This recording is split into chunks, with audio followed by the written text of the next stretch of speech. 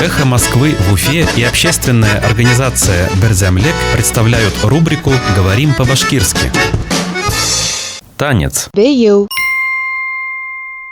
Башкирский танец. Башкорт бейеуэ. Башкирский танец. Башкорт бейеуэ.